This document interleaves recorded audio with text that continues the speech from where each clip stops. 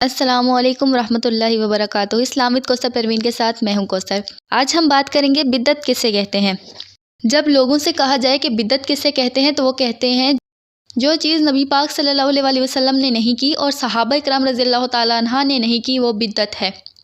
دین میں نئی بات نکالنا بدعت ہے۔ تو میں ان سے کہنا چاہوں گی کہ نبی پاک صلی اللہ علیہ وسلم کے زمانے میں تو کتابی شکل میں قرآن پاک بھی نہیں تھا، تو اس کے بارے میں کیا خیال ہے آپ لوگوں کا؟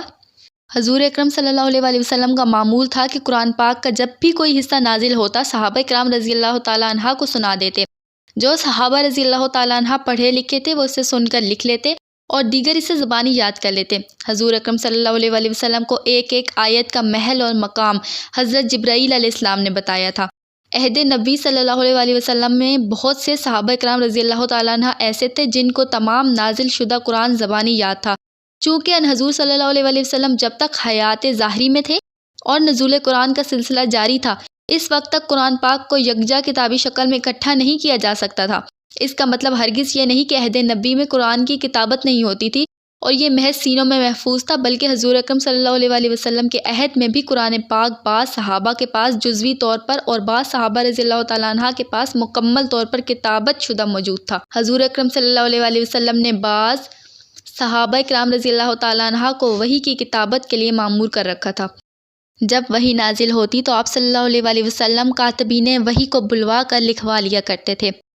حضور اکرم صلی اللہ علیہ وسلم کے وصال کے بعد مسلمہ کذاب کے خلاف جنگ یمامہ میں 700 حافظ قرآن اور تقریباً 70 قاری شہید ہو گئے۔ یہ صحابہ اکرام رضی اللہ تعالیٰ عنہ ان حضور صلی اللہ علیہ وسلم کے تربیت یافتہ اور عرب و عجم تک قرآن کی تعلیم پہنچانے کے ضامن تھے۔ ان کی شہادت مسلمانوں کے لیے ناقابل تلافی نقصان تھا۔ حضرت عمر رضی اللہ تعالیٰ عنہ نے حفاظ قرآن کی کثیر شہادت پر حضرت ابوبکر صدیق رضی اللہ تعالیٰ عنہ سے کہا کہ اگر قرآن کے حفاظ اس طرح شہید ہوتے رہے تو قرآن پاک کے ضیاع کا خدشہ ہے، لہٰذا بہتر یہ ہوگا کہ قرآن پاک کو ایک کتاب کی صورت میں جمع کر لیا جائے۔ اس طرح سے حضرت ابوبکر صدیق رضی اللہ تعالیٰ عنہ کے زمانے میں قرآن پاک کو ایک کتاب کی صورت میں جمع کیا گیا۔ اب بتائیے، جو کہتے ہیں دین میں نئی بات نکالنا بدعت ہے، وہ قرآن پاک کو کتابی شکل میں جمع کرنے کے بارے میں کیا کہتے ہیں؟ صحیح بخاری اور صحیح مسلم بھی تو بعد میں لکھی گئی نا۔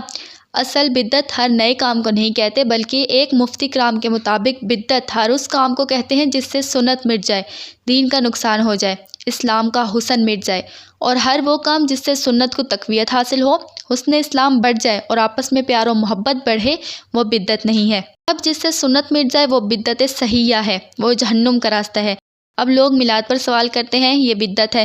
مجھے بتائیے یہ کہاں سے بدعت ہے؟ اس کی ابتدا تو رسول اکرم صلی اللہ علیہ وسلم نے روزہ رکھ کر دی نا۔ اب امتی کو اس بات پر شک نہیں ہونا چاہیے، بس اللہ تعالیٰ سمجھنے کی توفیق عطا فرمائے۔ اب کچھ لوگ میلاد النبی صلی اللہ علیہ وسلم کا ریفرنس مانگتے ہیں کہ میلاد پر خوشی کیسے منائی جائے، تو اس کا جواب قرآن پاک سے دے دیتی ہوں۔ اللہ تعالیٰ قرآن پاک میں فرماتے ہیں قُلْ بِفَضْلِ اللَّهِ وَبِرَحْمَتِهِ فَبِذَلِكَ فَلْيَفْرَحُوا هُوَ خَيْرٌ مِّمَّا يَجْمَعُونَ۔ سورہ یونس آیت نمبر 58۔ ترجمہ تم فرماؤ اللہ ہی کے فضل اور اسی کی رحمت اور اسی پر چاہیے کہ خوشی کریں، وہ ان کے سب دھن دولت سے بہتر ہے۔ اللہ کی رحمت پر خوشی کرنا سب دھن دولت سے بہتر ہے۔ اللہ تعالیٰ فرما رہے ہیں تو جو سب سے بڑی رحمت ہو اس پر خوشی بدعت کیسے؟ اب ہو سکتا ہے سوال دماغ میں آئے کہ نبی کریم صلی اللہ علیہ وسلم رحمت کیسے؟